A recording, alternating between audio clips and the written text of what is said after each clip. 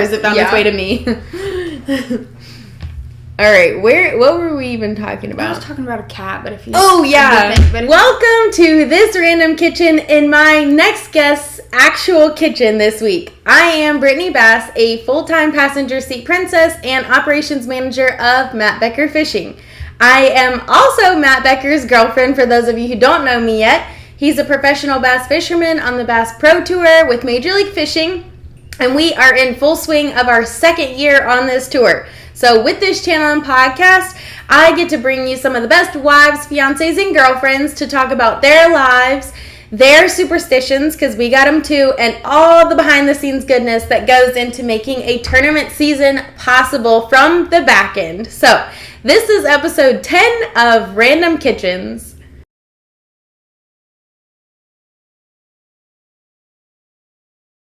Welcome back, everyone. Today I am very, very pumped to introduce you to a double puppy mama, business manager, and Bass Pro Tour rookie, Nick Hatfield's wife, Bella Hatfield. Hello. Hello. So happy to be here. Yeah, thank you for having me in your not so random kitchen to you, but random kitchen to me. So we are currently sitting, like I said, in her kitchen, which is super fun. They actually only live like 2 hours from us, so while we're in between tournaments, I just shot up here so that I could introduce you guys to her.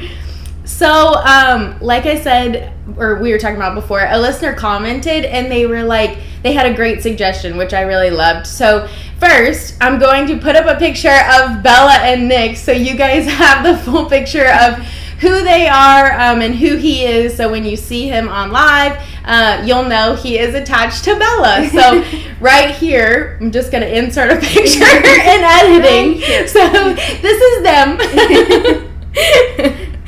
Okay, so let's start from the beginning. Let's start from the top. Who are you and where are you from?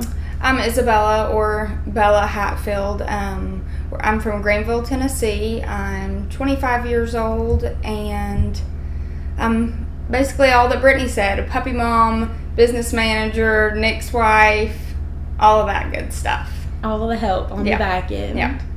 And this is their rookie year on the BPT, but how many years has Nick been fishing on a professional circuit? This probably makes 5 years, 5 or 6 without counting college. So 5 or 6. Yeah. And when did you start traveling together? This has been the first full year I traveled. Well,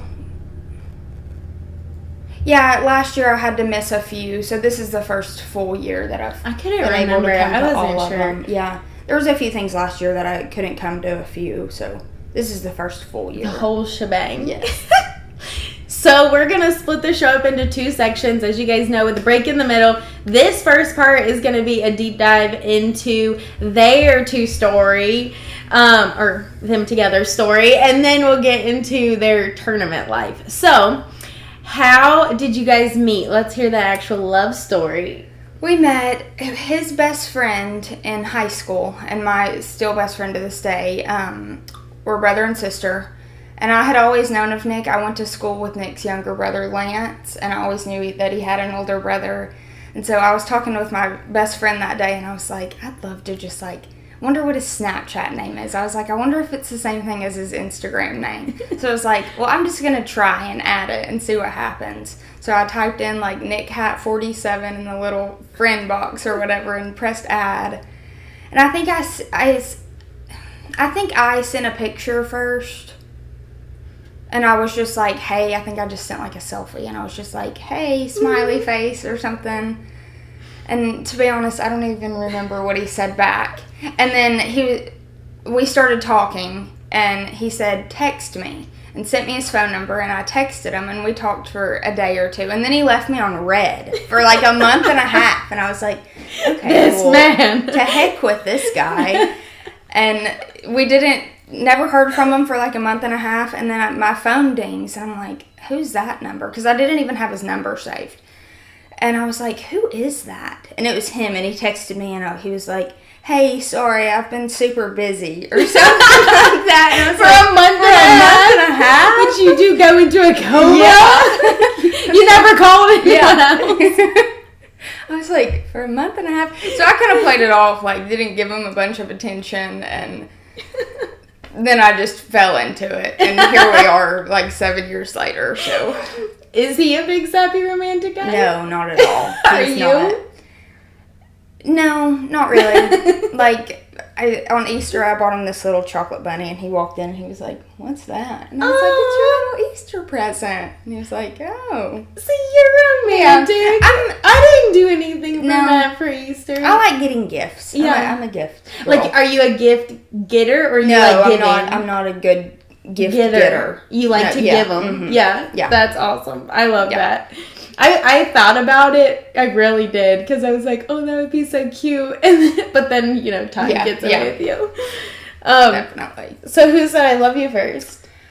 I think him. I was dropping him. We used to go eat lunch like every day when he was in college and I was in college. We had like the same break, kind of. So that's nice. I would go pick him up from school, and then we'd go eat lunch, and I would take him back to campus. And he was getting out of the car, and we hadn't even been together that long, like 2 months maybe. And I wasn't ready to say I love you yet. And he said, he got out of the car and he was like, bye, I love you. And he was like, and he just shut the door. And then he texted me, and he was like, I like mean it, but I didn't mean to say it. And I was like, that's okay. Like, it's okay. And so he said it first. And then when he actually said it, he said it first. Yeah, too. Yeah. Like, I actually mean to say this out loud. I feel like boys, for whatever reason, like, know in their head before women do. I think we know, like, yes, but at the same time, it's, like, a little slower of, like, I need to hold on to this really for a little. Make sure. Yeah. Like, hold on to these words a little while longer. Yeah, I think so. My mom said my dad used to always say, what was it? I love you most of the time. Until he, like, decided, like, officially, like, we're gonna get married, like, I'm gonna propose, and then it was like, I love you all the time. And I was like, I'll be pissed. Yeah.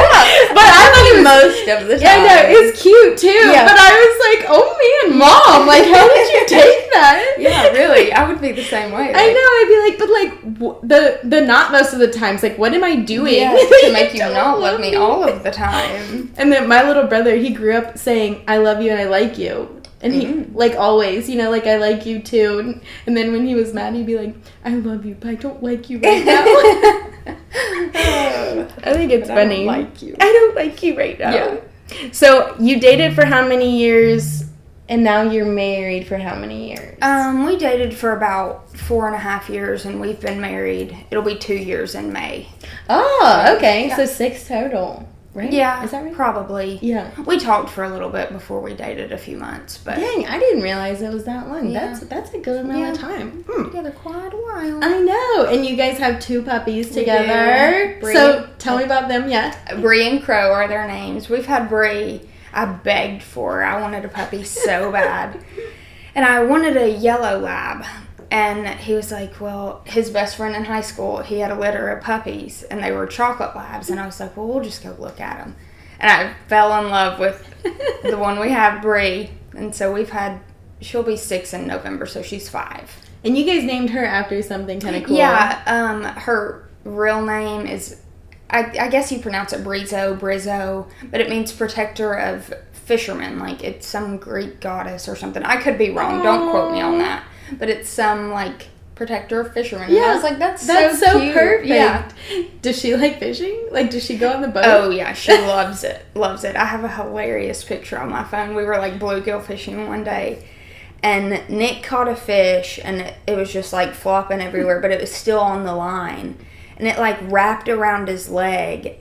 And just how she is in the picture, she's, like, has her mouth open, like, trying to bite it. And she's, like, her ears are all flipped back. It's just a candid picture of them. Can I have it for this? Yes. Okay, I'll put it in there. I'll send it to you. That's awesome.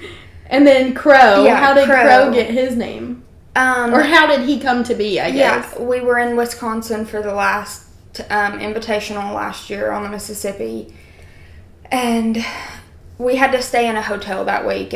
We, I guess, just never found an Airbnb. But I was out in the park eating my lunch, reading a book one day, and this guy, and we didn't have Bree with us, And this guy walked in with 2 chocolate lab puppies and his 2 daughters. And I was like, oh my gosh, I've got to get up and go pet him. And I started talking to the guy, and he was like, or I told him that we had another chocolate lab at home and we had thought about getting another one. And he was like, well, actually, this one's for sale. Oh, that was your And I was like, oh, no. So I called Nick immediately, and he was like practicing fishing. He was like, leave me alone. Like, I'm not trying to worry about a dog right now. And I was like, well, I'm but Nick. Yeah.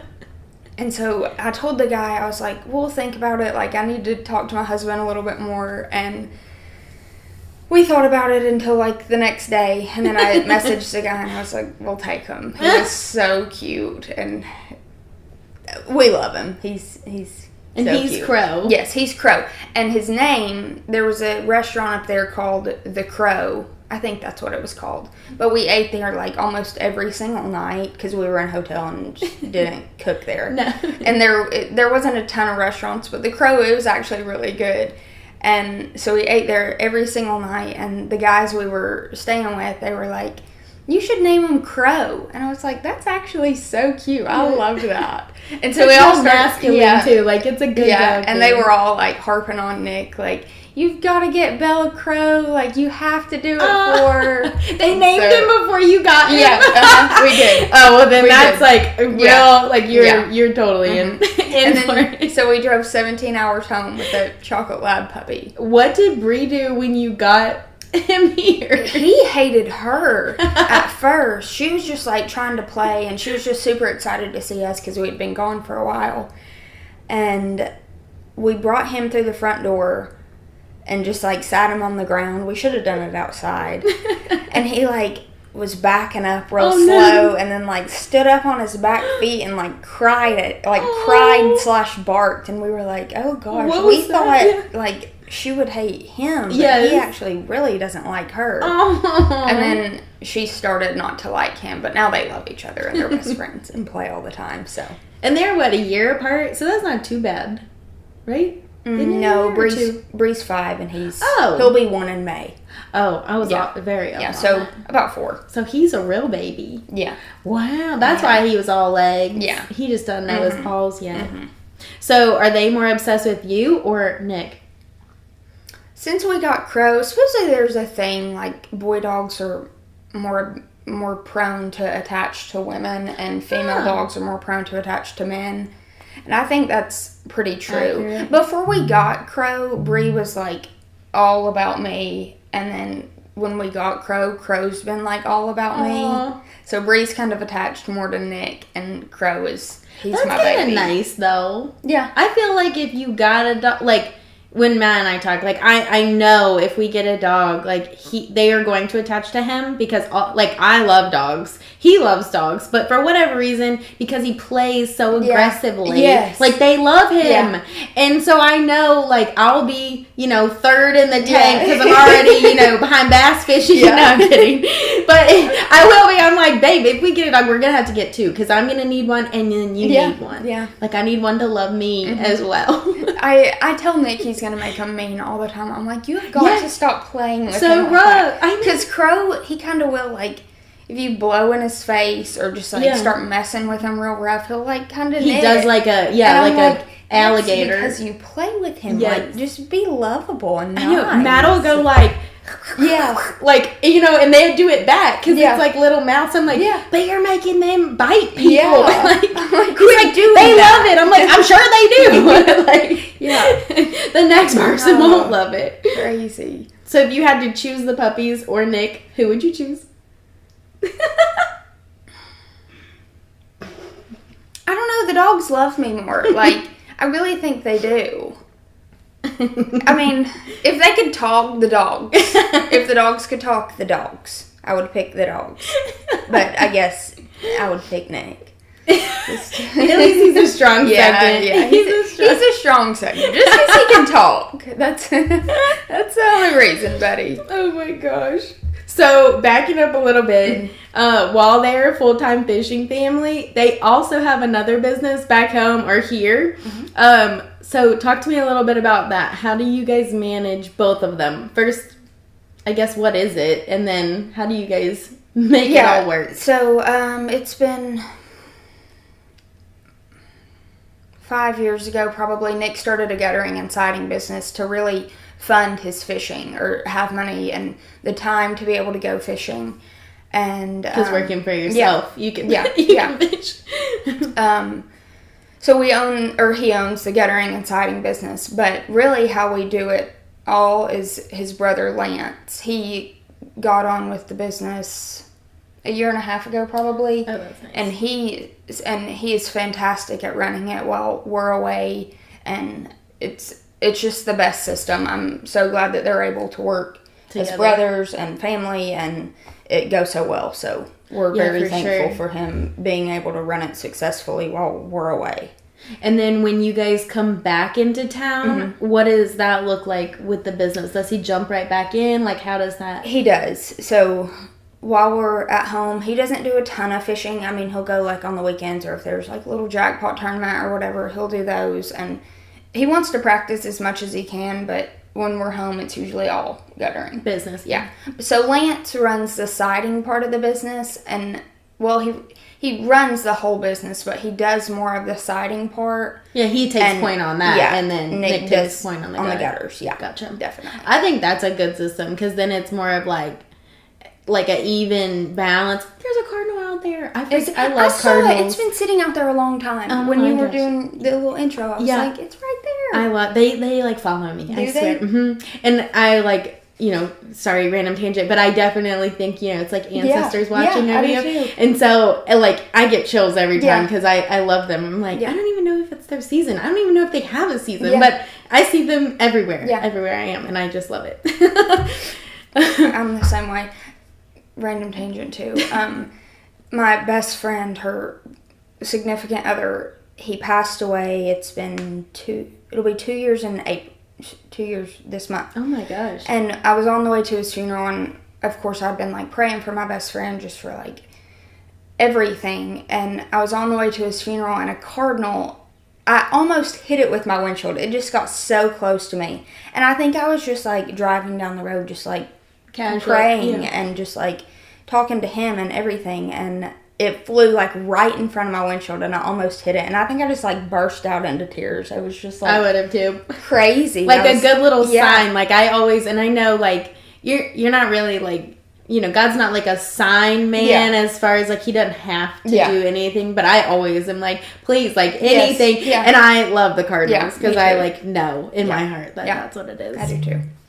Sorry, random tangent, but I just saw it, and they're so beautiful, and they're so bright red. They just like are stark contrast to like everything, like the gray of what's going, anything. So, but so crazy. While they are full-time fishing, they also are full-time business. So I find extreme value in that, not only because you have a way of earning money outside of this industry, but I mean, it's like an incredible thing to balance. And I am so proud of the families that do it, because I can't imagine it. Like, I know what we go through. I know what everyone goes through. So like, I'm very proud of you guys, for even doing it.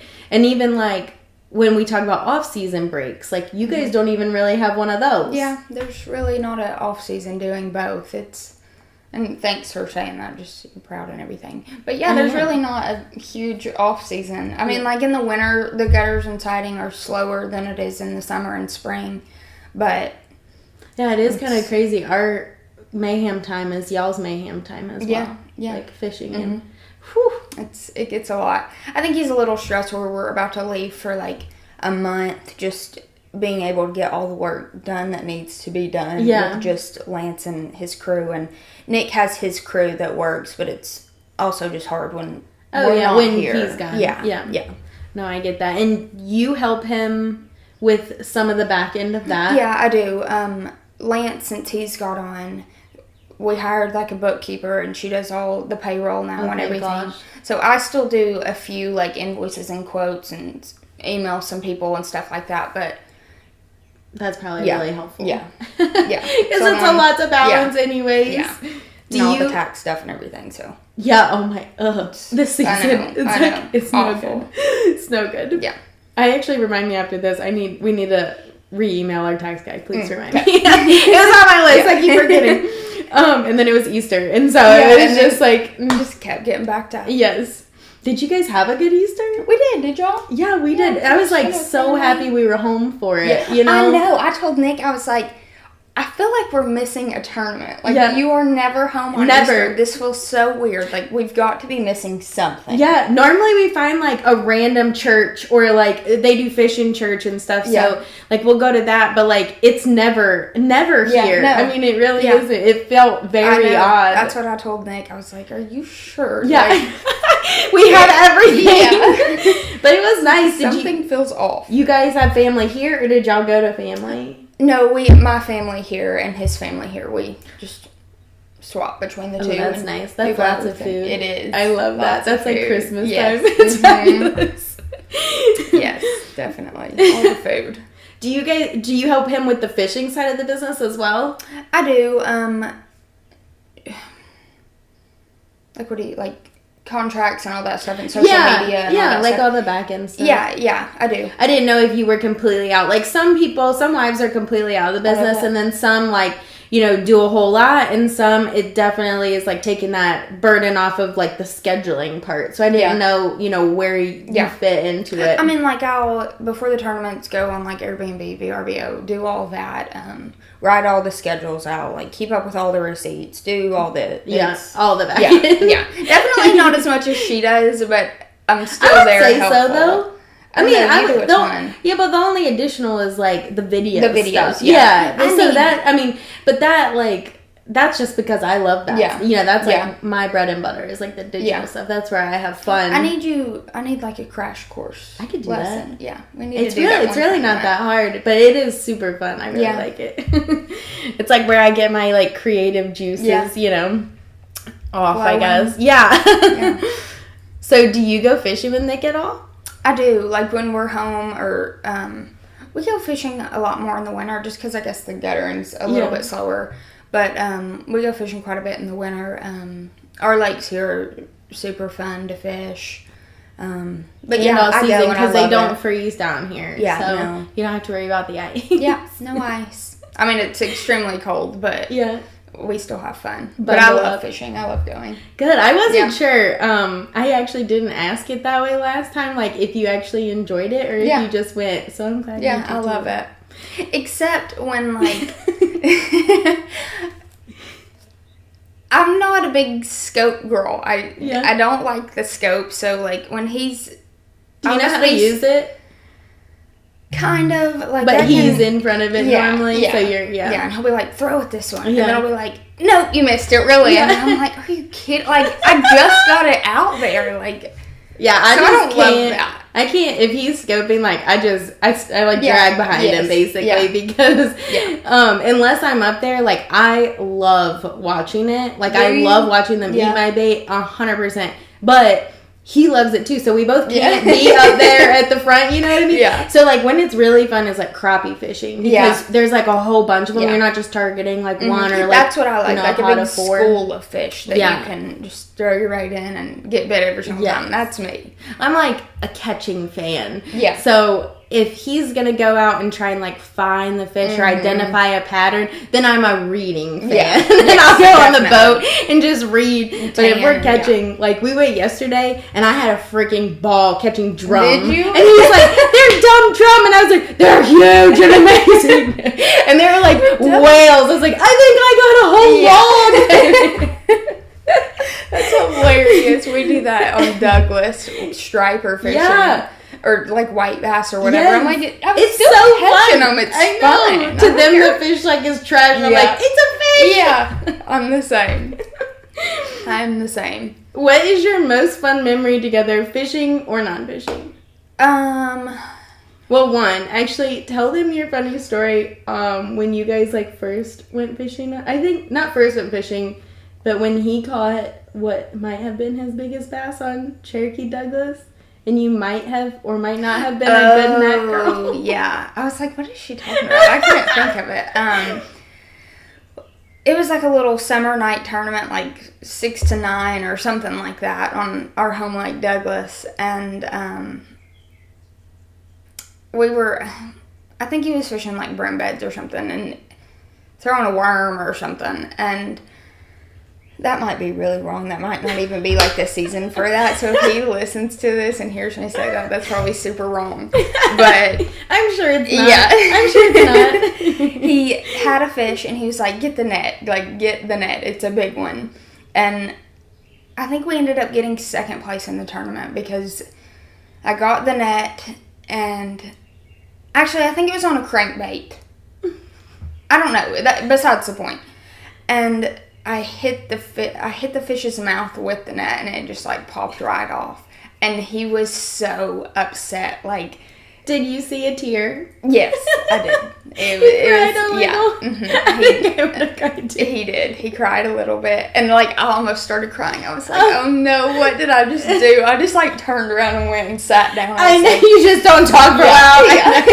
That's exactly how I do. No, like I can't believe you guys still got second though. Yeah, I think it was like 3 fish limit. Yeah. I mean, that one definitely would have helped, but I think there was like 10, 12 people fishing, so okay. Not like a huge tournament, obviously. But y'all will have to go back and find that big fish. Yeah, definitely. I think it's a funny story, but... Yeah, okay, so that's my funny moment. Yeah. Do you have a funny non-fishing memory together? I'm bad of thinking on the spot. Funny non-fishing. Or just like fun, like something that you really enjoyed. It doesn't have to be fishing related. I'm trying to think. I mean, you guys have been like nose to the grindstone with like working, so I was trying to think like vacation wise, if you've done anything that's like super fun outside of it, because you guys. When we went to Key West, that was really fun for our honeymoon. When I was used to work for a company and I couldn't get the time off to go on a honeymoon. So the first tournament last year, Okeechobee, we just drove down to Key West after that, and it was really fun. It's super beautiful down there, and we had a lot of fun doing Did y'all do like a resort down there? We did. We did like a private resort. Oh, that's nice. I forget what it was called. Did y'all have a golf cart? Or like a moped or something? No, we never did that. Should y'all bring his boat down there? No, my grandfather lives in Miami. Thank gosh. Yeah. Oh my gosh, it was so bad. We got towed in Key West and everything. But do not. Yes. We were in his like big huge truck and it got towed. And that's kind of a funny story too. Nick booked us a trip to go deep sea fishing, which I hated. No, you didn't like it? Well, it wasn't really deep sea fishing. It was like offshore? Yeah. Or like not hours out, just like right off. Okay. Yeah. And he was catching barracuda.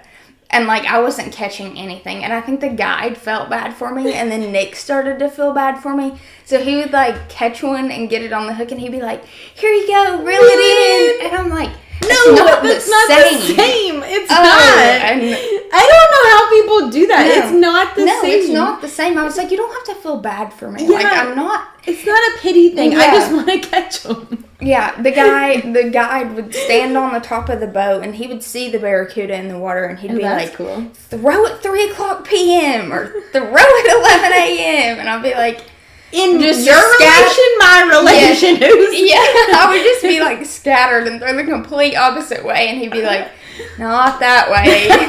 Like, well, I can't do this. I'm just gonna sit out here and tan. But we were on the way to breakfast that morning. We went and got breakfast, and taking the big truck, we should have just Ubered or something.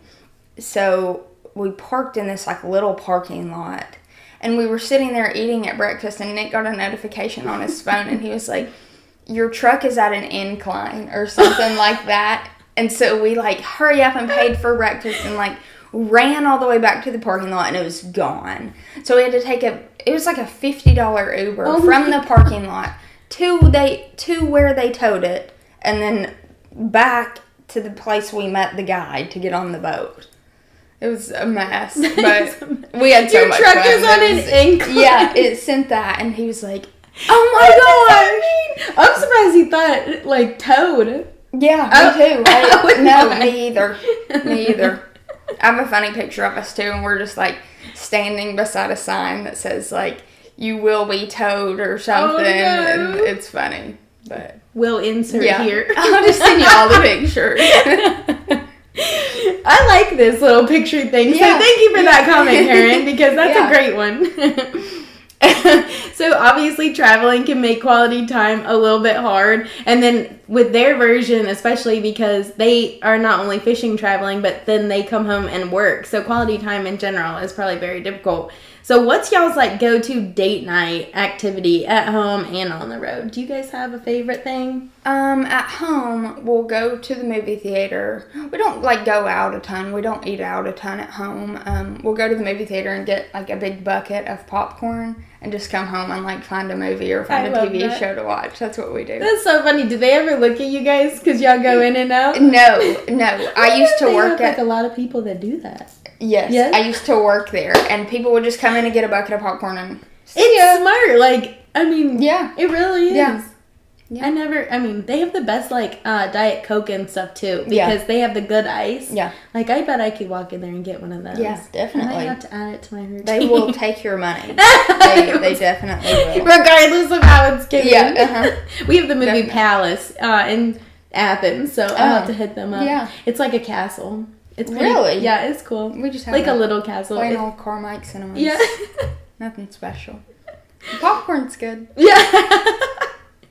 But on the road, like date night on the road, we're usually with like a bunch of other guys. Like, and I listen to yours, and sometimes it's just not feasible to do it. Like, if we go out to eat, like everybody goes, so it's not just us. I like what you said, like driving. Like, that's how we get our quality time, really. Like, 17 hours in the car with each other. Sometimes I get tired of it. And I'm like, God, are we there yet? But we always say it's like our version of Netflix and chill, because, like, other people will sit on the couch. Like, we just are driving. Yeah, you know? It's like a moving couch is what it is. But I mean, we'll listen to podcasts. Like, I'll put The Office on. Obviously, like, he can't watch, but he can listen, you know? Or, like, we'll watch, you know, like, if a football game is on, like, we'll listen to that. So it is, like, Netflix and chill. Yeah, really, it is. But very similar in, like, tournament weeks are hard because they stay with people, we stay with people. So it's, like, you can't, I mean... You don't get a lot of alone time. And your alone time really isn't alone because everyone is, like, there and they're, like, still talking in the background. Like, it's not the same. They're, like, hooting and hollering. Yeah. So. Definitely. So what do you think is the best part of loving a tournament angler? Just seeing, like, the dedication and the hard work and how much they love it. Just want to do it every day and just rarely get tired of doing it. Which is so crazy. The drive and dedication. I just love watching Nick get to do what he loves. Yeah, I love that too. Yeah. And I really do. Like, it's actually mind-blowing how not tired of it. Like, it's never a chore. Yeah, and they've got so much crap to do, like, in preparation, and it's never never a chore. No. Which is awesome. Yeah. What do you think the hardest part of loving a tournament angler is? It doesn't have to have a hard part either, but... I would say just, like, the quality time together, just, like, sometimes not fully connecting as a couple. Yeah. Not necessarily connecting, but just, like, getting the time that you need. To, like, touch base, actually touch base. Yeah, that's what I would say. Especially when we tournament hop. Like, sometimes a month has gone by and you're like... What? Yeah. Well, like, back up. Yeah, we need to slow down a little bit. Yeah. I'd say that. Let's look in each other's faces for a second. Yeah. So what is something you do for just you while you're on the road?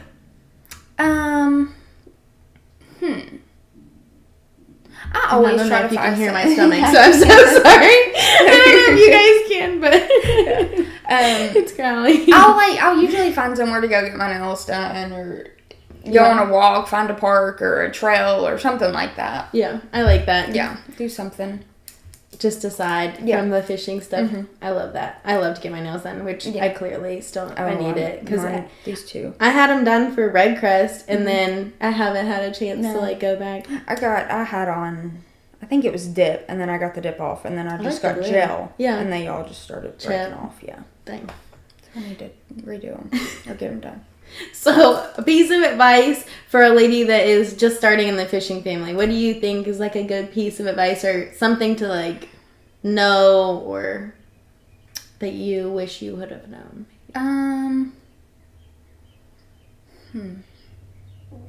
Not necessarily. It's because of the coffee. Like, I don't know what the hell is wrong with me. Mine does the same. I can't believe I haven't eaten anything this morning, but I drank coffee. Normally I don't, but when I drink coffee. Yeah.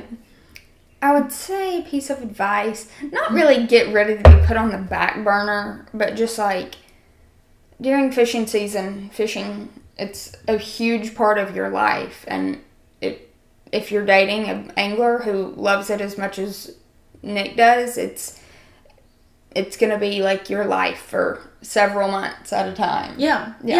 And I would say, like, Kristen and I were talking about this on our podcast, like, it's not really that they wouldn't choose you over it, but during fishing tournament time, you have to understand they need to choose it over you. Yeah. So, like, definitely understanding that it's going to be back burner, like, at least for that week. Or, like, a huge tournament might come before, like, Mom will ask me, like, hey, can we go eat dinner? Like, and you might have to say, no, could we go tomorrow instead? Like, Nick has a big tournament or something like that.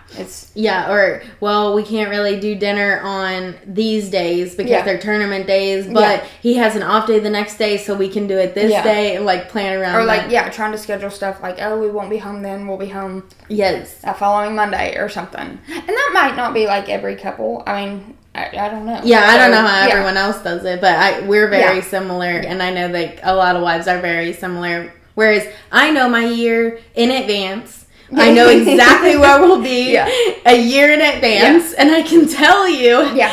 So, like, my girlfriends know, like, we get dates on the calendar after I get the schedule on, like, when I can see them, when they can come into town, you know, like, we have people scheduled, but it's like, it can't be spontaneous. Yeah. It can be and can't, but, like, if it's a tournament week, nothing is spontaneous. Yeah. I would say, sorry to make it a long point, but even, like, what you said, like, with your mama asking about dinner, I don't think people understand necessarily, like, what goes into a tournament week, so they want to have dinner sometimes during a tournament, and you're like, we can't, because the distraction of it and, like, being outside of the world is, like, hard to come back into it. So, like, I don't like scheduling things during tournament weeks. No. Even if you're close. Like, we're going to be at James River this year, and obviously my family's there, so, like, I know we'll be doing dinner with them. Probably there's, like, a practice day night, so, like, that night, but my family knows, you know, how it goes, so, like, they're not expecting. Okay, so I'm a little bit different in that. Like, I think it's good for Nick to kind of, like, necessarily get out of it and then just, like, maybe take a break for, like, an hour or two if his family there, like, we'll go have dinner with them. So that's a little bit different, but I feel like maybe if Matt's family was in town it would be different. I don't know. I don't typically like to schedule anything. But that also could just be a me thing. Matt is, like, you know, his head is level regardless of life. I'm the, you know, crazy wave of a human over here. But I think we're a good balance.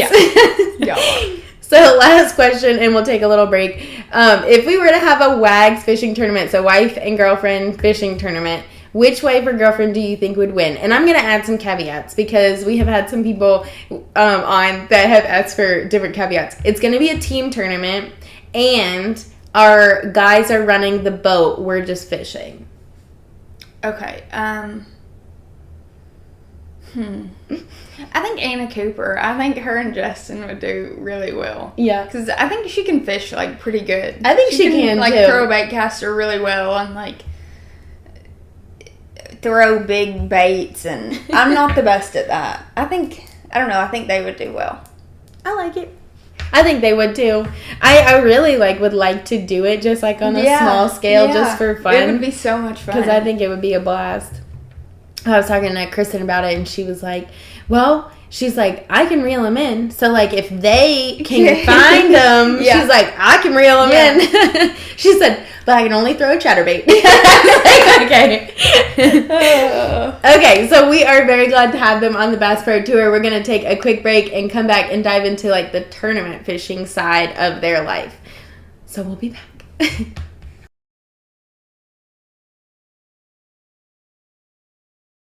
Okay, we are back. So let's get into the tournament side of things, or more into the tournament side of things. So starting from the top, when was Nick fishing when y'all met? Yes, he was in college, and he fished with his college partner, and I think he was a senior. It took him a while, like, to graduate, and because he was fishing so much, like, he would just completely skip class and go fishing. So I think it took him like 6 years to get a 4-year degree. Okay. Like, he was probably just enjoying himself. Yeah, definitely. He was. So when did he decide to go, like, professional? Did he always know he wanted to be a professional fisherman? Yeah, he did. When he got to college, there wasn't a fishing team, and he was like, well, I'll start one up. So I think he made, like, flyers or posters or something and, like, put them on a bulletin board. Oh. And then one of his really good friends now saw it and called him and was like, hey, like, I love fishing too. Like, I'll be a part of it. Yeah, I'll be a part of it. And I think they had a total of, like, eight-ish guys, 6-8 guys. So nice. Yeah. Were they team partners? Mm-hmm. Nick and Corey was the one who called off the flyer. They fished, and then there were 2 others, or another set of 2, and then another set of 2. So nice. 6 maybe. Yeah. No, that's good. Yeah, that's a fun team. No, you're good. You can kick me. So was that the path he went? He went from college to where? Then the Opens. He went to the Opens. I almost forgot that. It was after he graduated, he was like, I want to try to make the elites. And the first year he fished, I don't remember how many points down make the elites. I think it was 9 at that time. 5 or 9. Yeah. I can't remember. I think the first year he fished. Because you had to do 3 Opens that year probably. Versus 9. You know what I mean? He finished really close. Like, he barely missed it. So he was like, I'll try it one more year. And at this time, he was working at Forward Air. And then they were like, you can't take any more time off. So he stopped working there. And he started mowing. And he was getting a little more time off. But it wasn't like the money wasn't coming in to be able to afford the fishing lifestyle. And... because it's freaking expensive, it is. By the way. Yeah. It's a very expensive sport. So he started mowing, and he was getting the time off to fish, and so he decided to fish the Opens one more year after he barely missed the qualification the first year. And he was close that year, too. I don't think as close as the first year. He bombed on our home lake, and that's And after that... It's always a hit or miss on the home lake. It really is. Yeah. After that, we took some time off from fishing, and that's when he started the guttering business. That was right in the middle of, like, COVID and stuff too, right? Yeah. Didn't y'all start in like 2020? 2020, yeah. Into 2019, beginning of 2020 maybe. Just kind of like perfect timing. Yeah. So we started that to kind of try to fund the fishing a little more. Yeah. And it has. And everything's worked out now. And then so he started the guttering business, and then he saw Champlain on the Northern Toyotas, and he was like, I'd love to fish there. Yeah. Or I think he had been there once before, and he was like, I loved it. It's so beautiful. And I was like, well, I want to go. I want to go to New York. I thought we were going to, like, New York City. And very different. Yeah, very different. So I went up there with them, and he did well in that one. And then he was like, well, I'll fish the rest of them and see if I can make at that time it was the pro circuit. Because there's 3 in a Toyota division. So if you are top in that division after 3 tournaments, you can make the pro circuit. Yeah. So that's what happened. He finished well on all of them, and then he made the pro circuit and fished. He barely missed the BPT qualification the first year. And then last year he made the BPT. So that's what we're doing now. Yes. Yeah. And we're very excited about it. I know. I'm super pumped about it. And Champlain, if you haven't been there, is gorgeous. Beautiful. Like, so beautiful. It's like 200-foot, like, deep lake water that is crystal clear, and then, like, gorgeous, huge mountains. Like, blue, huge mountains. Yeah. It is insane. It's the most beautiful place ever. I feel like when people think lakes, sometimes they think, like, murky and muddy. Yeah. And they're not at all. It's like, so incredible. Beautiful. And the smallmouth are freaking huge. Yes. I tell Nick all the time, I'm like, if I just want to buy a summer house and live up there just all summer, because it's like no humidity. Like, no, it's just beautiful. I just love it. It's so fun. Love it. So, did you know what you were getting into with the tournament world like this before you got here? So I know you knew that he was fishing. Like, did you know what this all entailed? No, not really. Not at all. I remember the first time he took me fishing. I grew up like river fishing and pond fishing. My grandmother lives on the river, so we'd go out on like the little John boat and bluegill fish. And I remember the first time he took me on his boat, I was like, there's like TV screens on the boat. I was like, what are these? Like a fish finder, but depth finder, whatever. And I was just like so amazed. I was like, Did the power poles blow your mind? No, not the power poles. It was just the graphs for me. I was like, what? I don't get it. Like, the power poles blew my mind. Did they? Yeah, I had no idea that those were anchors. I was trying to hold the boat. Like, the first time we went on, I was holding the boat. And he's like, you don't have to do that. Never seen them before in my life. The power poles didn't amaze me that much. Yeah, just the depth finders. I was like, what is going on? But your question you asked. Oh, sorry. I kind of went off. No, you're good. So did you know what you were getting into before Tournament World? So, like, you knew of fishing. Yeah. No, I really didn't, like, know what I was getting into, really. On this side of the sport. Yeah. Yeah. Just how hardcore and just go mentally it stimulating it is. Yeah. So what did your family do when, like, you guys were like, well, he's going pro. I'm traveling with him. He is now, like, a professional fisherman. Like, what did they understand about it all? They understand to an extent. I don't think that they fully, like, completely understand. They all love, like, watching live, and they get, like, super into it. But I don't think they understand what all goes on behind the scenes. Yeah. I definitely think that. Yeah.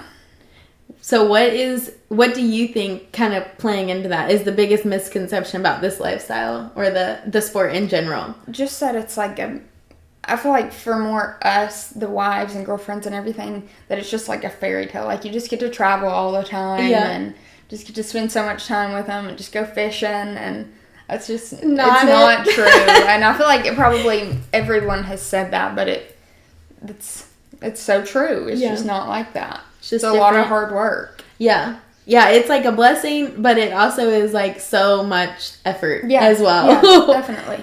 I do feel like about the sport, and we've talked about this a little before, and I've said it on here, but like people do think of it like what you grew up doing, like in a John boat, like catching fish. Like, oh, I used to go out with my dad and just catch them right after the dock, you know, like so easy, and it's so different than that. So much effort and time and just work goes into it. It's not like you just go fish. No. And you can just go fish like to have fun, but in a tournament setting it's so different. Yeah, because you compete with like the big league guys. Yeah, best like I mean, you've got to put in the time and the effort to do well, I think. 100%. So what's your favorite thing about this world? Where were we at? What was the last tournament we were at? Redcrest, Lay Lake, or Santee Cooper, South Carolina? No, for some reason I'm not thinking of either of those, but I was talking to Sam Rayburn? No. Maybe it wasn't even...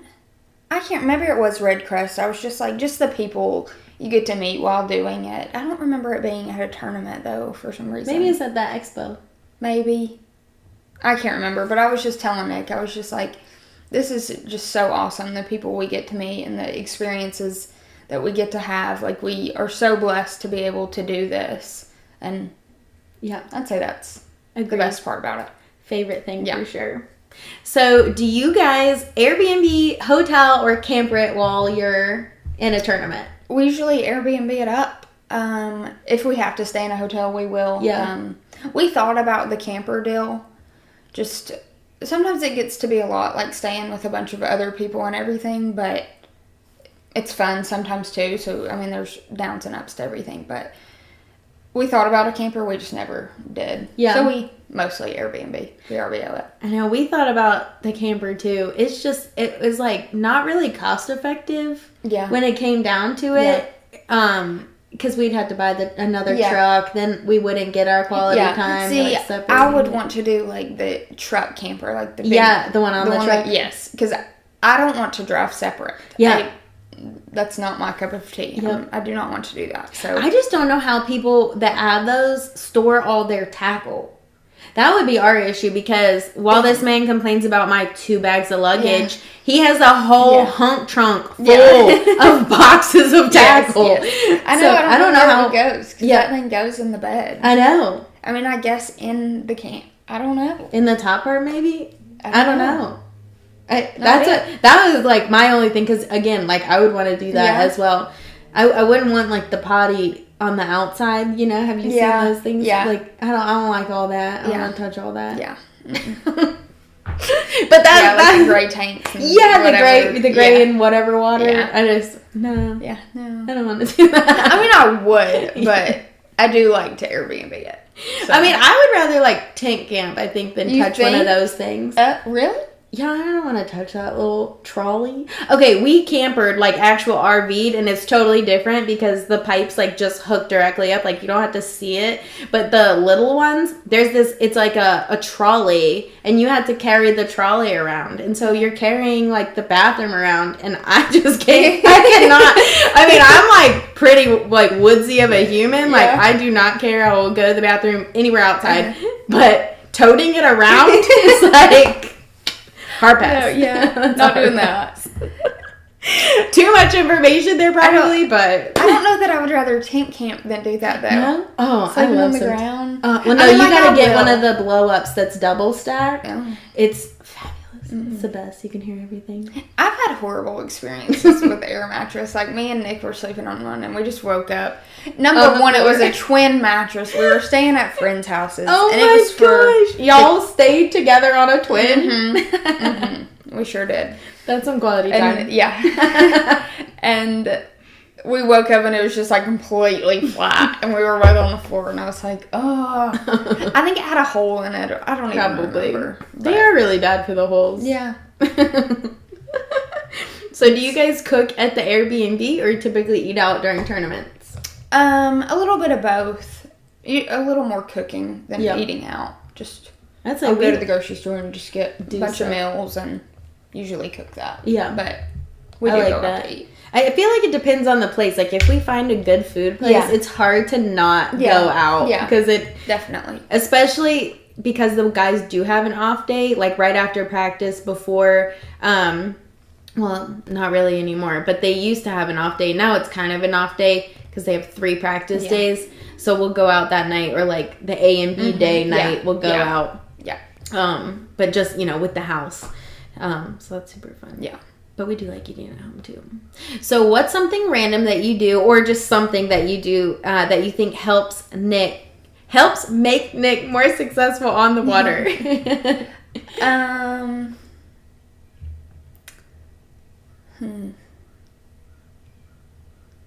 I don't know. Like, he really doesn't require a ton.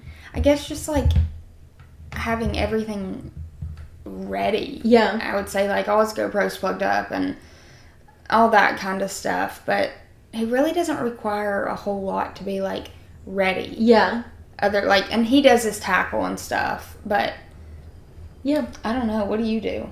I mean, like, we have our own little, like, routines, kind of, and, like, both of us are, like, I would say routine-oriented humans. So, like, I do the coffee and the breakfast and the sandwiches, and, like, I like to put the sandwiches out and write their little names on them.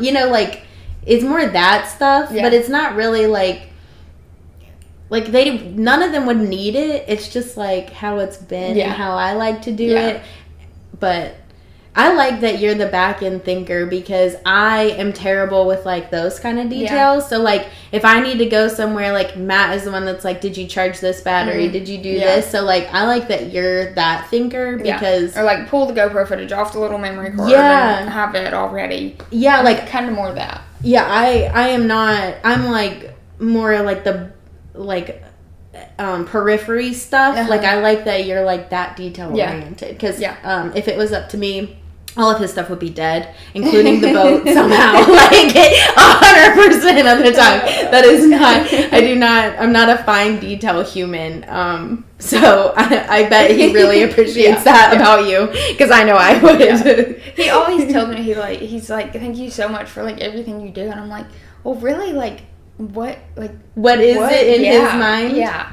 So, but it is. It's all those things, because without you, like, he would or wouldn't think about them, but it wouldn't be continuous, right? And I always try to get it done. Like, then it's rarely ever in the morning that I'm, like, packing everything up. It's, like, that night, because we are notorious for sleeping past our alarms. Like, we'll wake up in full panic mode. And he's like, getting rest, brushing and like how you say you pack lunch and do breakfast and do coffee. If I have time, I'll do the coffee. But he's usually, like, grabbing Uncrustables out of the freezer and just, like, we're running out the door. And I like that y'all freeze your Uncrustables. I forgot y'all did that. It's good, because by the time it's ready, it's like... He's an Uncrustable guy. And I program the coffee, so nothing too crazy, but, you know, I program it the night before. So what is y'all's typical tournament day routine?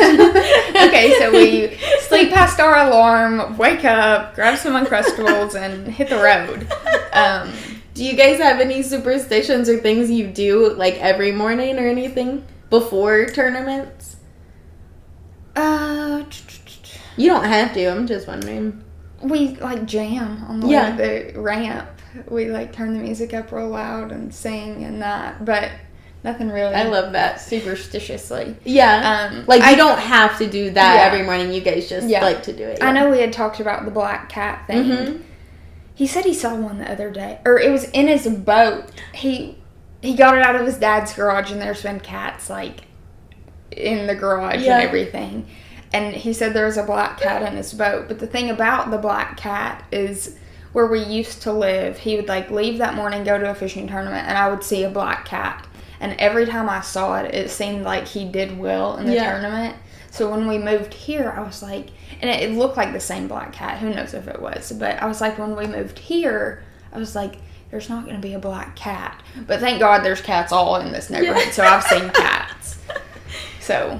It is crazy, because... So we were talking about, like, the black cat, because I see the black cat when Matt does well. Or, like, when...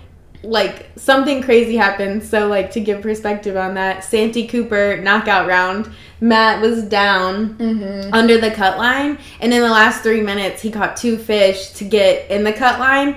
But it was crazy. He needed, like, a 314, and he caught a 313. So he needed another fish. And the craziest part is, before all of this, I was sitting at the Dollar General, and I was on FaceTime with one of my friends, and this black cat just, like, shoots across the Dollar General, like, out of the... It was, like, almost out of the front door, like, and down the thing. And I, like... So I just, like, had this feeling, like, everything's gonna be okay kind of deal. And then...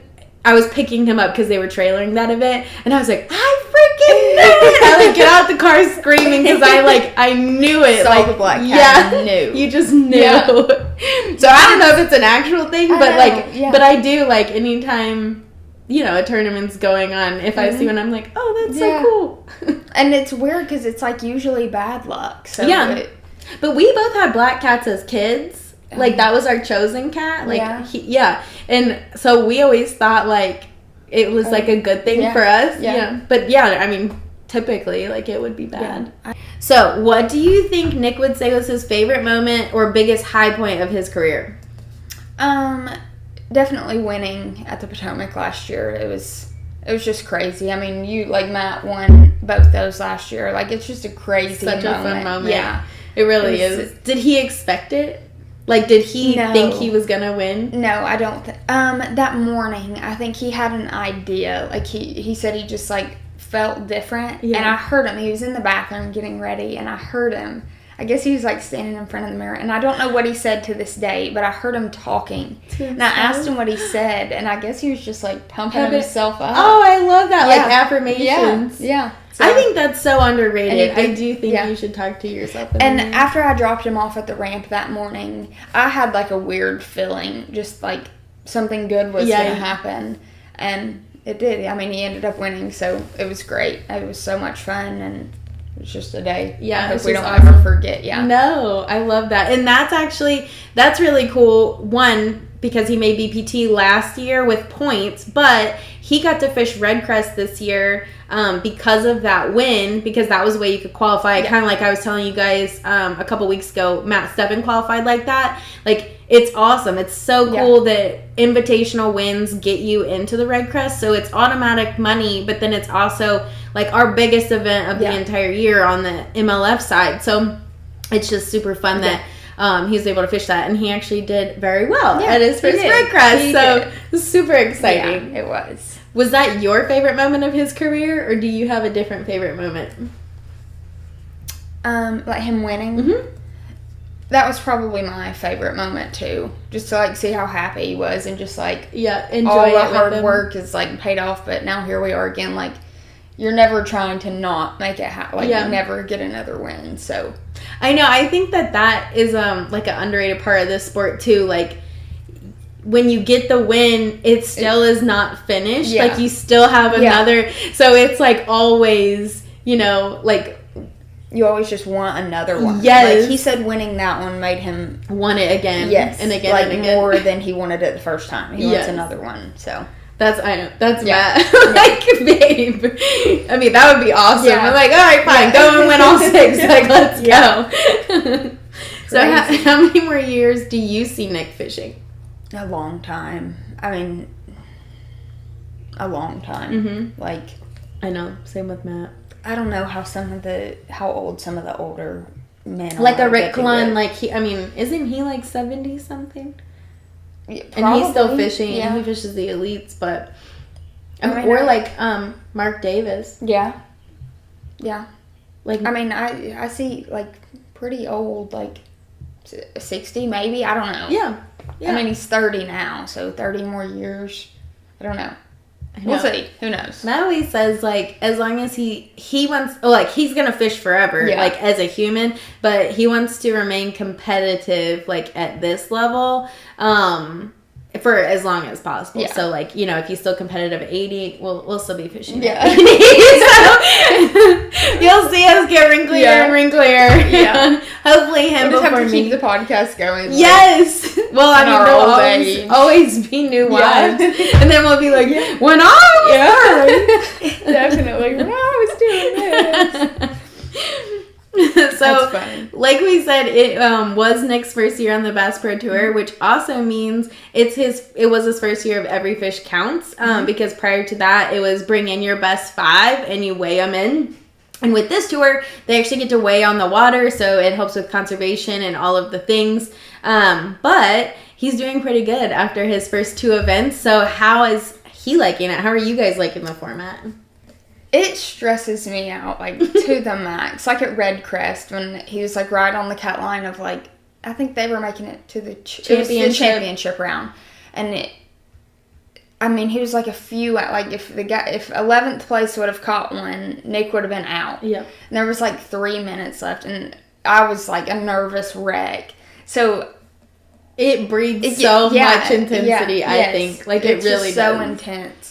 Nick says that if more people could fish it, that they would appreciate it more, just like how tough it is. Because a lot of people think, like, oh, anybody can just go out there and catch 2-pounders all day. But, like, sometimes it's not like that. Like, you still are fishing for big fish or whatever. Yeah. Yeah, so, like Santee, I mean, that was, like, the tournament of big fish. Like, you had to have, like, an 8 every day, which is insane. Yeah.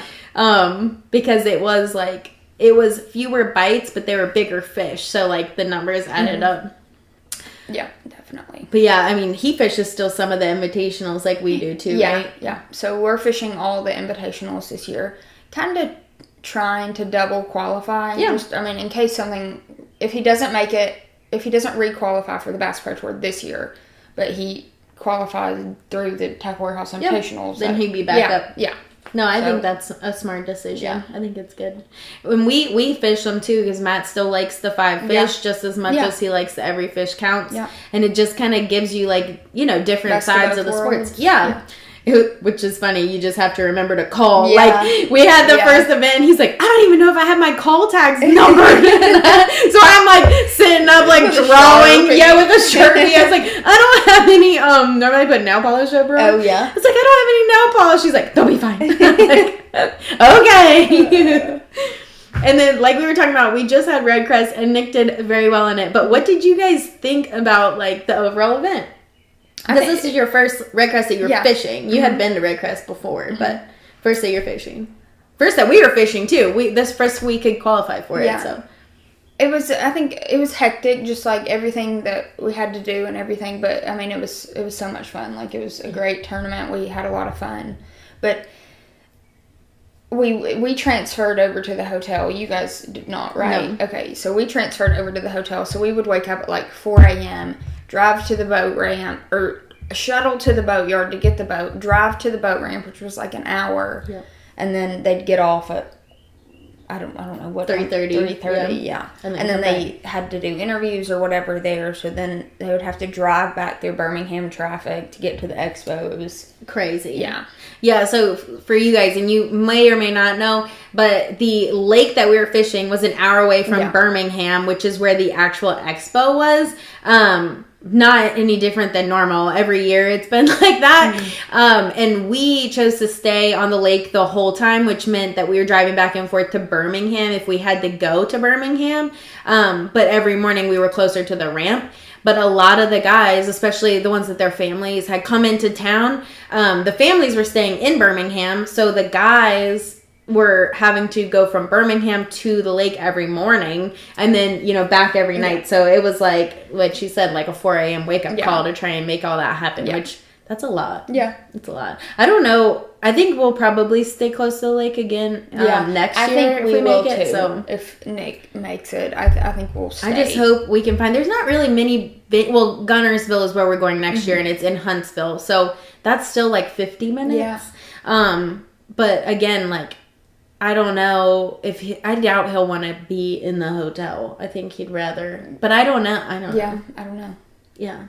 I'd say we'll stay on the lake. Yeah. I would assume. It might be a little easier. Yeah. But yeah, I loved it. I love Red Crest. I love expos, and I love all the people that get to come down. It's just so much fun. Yeah.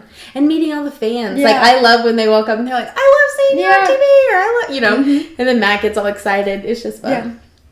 So during so much fun. Regular tournament season, do you watch live? I do. I'm a big live watcher. Yeah, same. I'm into it big time. Do you just sit and stare? Yeah. Sometimes if Nick's not doing well, I'll be like, okay, well, I'm not gonna watch it for 15 minutes, and 3 minutes later, I'm like, I can't do it. I gotta watch. So she plays the crazy game that we all play with ourselves on that we're putting juju out in the world. Yes. That we need to take back. Do you watch in front of other wives, or can you watch in front of other wives?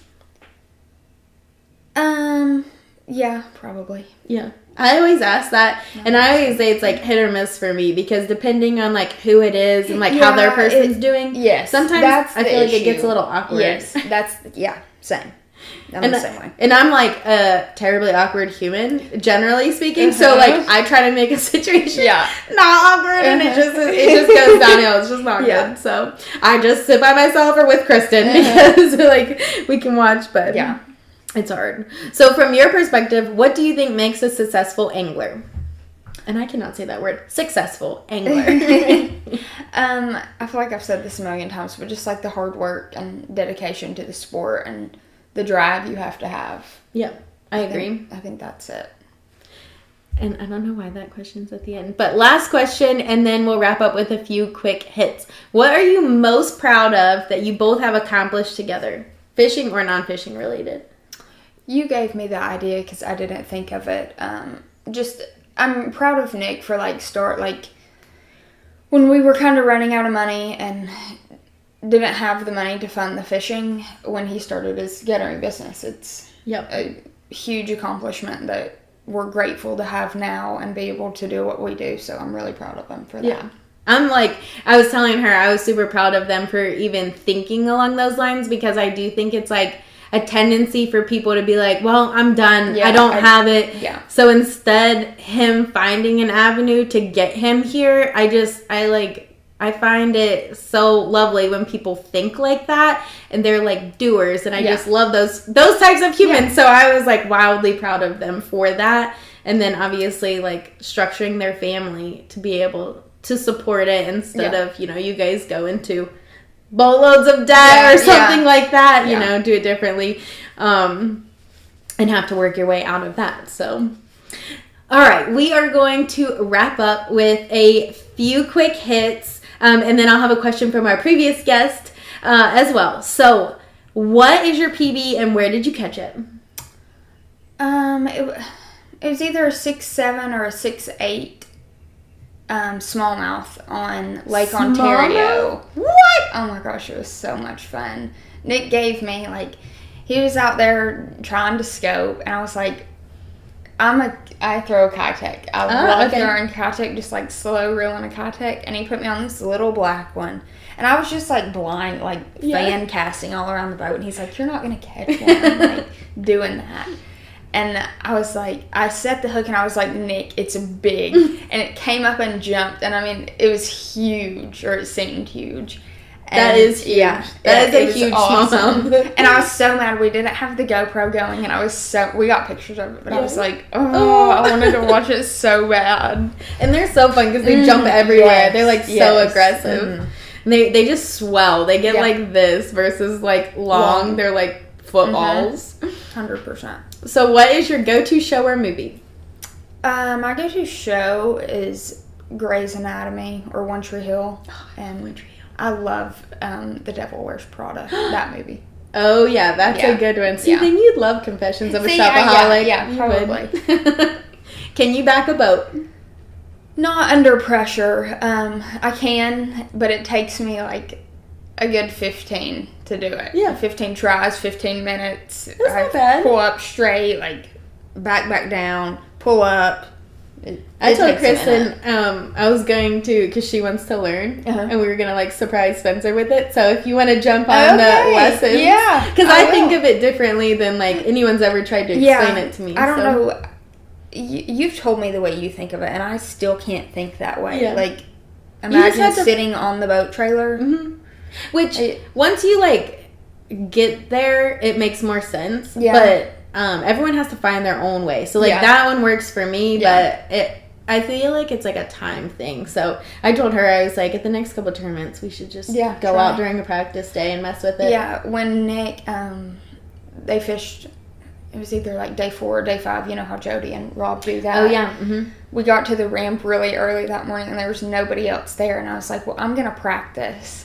And I did it, successfully, several times. And then I messed up one time, and I was like, screw this, I'm done. And I went and parked it. Yeah, because it makes sense until it doesn't. And then you're like, how do I get out of this? It's the getting out of. Yes. Yeah. No, but if you want, you're more than welcome to join. I might do it. And I always ask this question, but if you played Uno together with a group and you had to draw a 4 card, would you play it on Nick or wait until you got a reverse and play it on someone else? I would play it on Nick. Because he would play it on me. He would. He definitely would. I said I wouldn't play it on Matt, and because I was thinking back to Christmas, and I would play it on others before I would play it on him. Yeah. But I have been working on it, and we played Uno at Kristen and Spencer's house, and this was awesome. Their daughter Kennedy had a +4, and they play if you have a +4 and a +4, you can stack them. So I played my +4 on top, and it went to Matt, so he got a +8. So I'm super bummed with myself. But let me just say, karma came around because they had a card that said pass your hand. So after he got all those, then he passed it to me, and then he ended up with that's karma. But it was karma. That's karma. So speaking of Kristen, I always ask, what is a question you have of our next guest without knowing who it is? And Kristen asked you, without knowing who you are, what would be your dream career? I'd have to say a diabetes educator, because I have type 1 diabetes, so I loved my diabetes educator and just everything she was able to help me with, and I would want to be like in a pediatric office or pediatric hospital, whatever. Explaining it to kids. Yeah. And teaching them what to do and how to count their carbs and what they can eat that doesn't have carbs and all the medicine. And I like it because I think, in type 1, you can't control with food, right? It's your body's regulation. Yes. Like your pancreas doesn't make insulin anymore. So you have to do either shots or I have the pump wherever it's at right there. So that gives me insulin. I do. Yeah. Much better than the shots. The shots are just like not convenient at all. Like you always have to have your vial of insulin and a syringe and all that. Yeah. And it's like, aren't you kind of guessing too on what you'll need because of what you eat, right? It's in it like a bolus that you have to do? Yeah, it's called a bolus. I count my carbs, so it's like if I was going to eat a cheeseburger, I remember this from when I was in the hospital. I think the cheeseburger I ate had 38 grams of carbs in it, and say that was for dinner. You have different ratios for every meal. So breakfast would be like 1 carb per every, or 1 unit of insulin per every 15 grams of carbs. And then lunch would be like 1 to 17 grams. And dinner would be like 1 to 20. So you divide 38 by, let me think. 15. My thing does it for me. Yeah. Yeah, but like you would divide 38 by 15, and then whatever that number would be, that's how much insulin you would give. Yeah. So, and with these, you don't even have to think about it. It just does it. Yeah. Oh, that's so nice. Yeah. You still have to count your carbs, but I just the ratios are already in there. Oh, that's nice. I just plug the carbs into a little device that comes with this thing, and it gives me the medicine. Yeah. Yeah, that's more freeing for sure. Definitely. So, what is your question for our next guest without knowing who it is? I would ask, like, what do you do during the day? Like, do you have another job? Do you work during the day? Or do you, like, edit videos? Or do you just sit and chill at the house? Or what do you do? I like it. Okay, so that is our show this week. Thank you so much for being here, obviously, or being in your own house. Thank you so much for allowing me to come in. And if people want to follow y'all's business or Nick's BPT run this year, where can they look? Nick's Instagram is nickhat47. His guttering is hatfields.guttering on Instagram. And I think it's just Hatfield's Guttering on Facebook. And his Facebook is Nick Hatfield Fishing. And we're going to make him a TikTok. It'll probably just be Nick Hatfield Fishing, so go follow him on there. And I think that's it. I think TikTok is good. Yeah. It's just like, it hits all different generations of people. I have mine, and I like post some tournament stuff on there, but my algorithm isn't set up for bass fishing. It's like girly makeup and cooking videos. Girl, I had no idea. Like when I started Matt's, it's way off. His whole thing was about Highland cows because I got in that TikTok because I love cows and animals, and so I'm sure it was showing all of his stuff to other Highland cow lovers, and they're like, "Why do we have a bass fisherman in our feed?" Yeah. That's hilarious. But I know, they're so cute and fuzzy. But you guys know I love the women behind Professional Bass Fishing, and I can't wait to keep sharing their stories and perspectives with you all. So if you have any questions or suggestions like Karen's, because that was awesome, please comment them below, or things I should ask, guests you guys want to see, comment all of that below. I plan to release 1 episode a week. It's always on Thursday. And throughout the rest of the tournament season, so make sure you subscribe to follow along. Oh, I also did create an Instagram so that you guys know when stuff is dropping, and it's just at Random Kitchens, I think, or at Random Kitchens Podcast. But the logo looks the same. So if you want to follow on there too, feel free. Until next time, bye!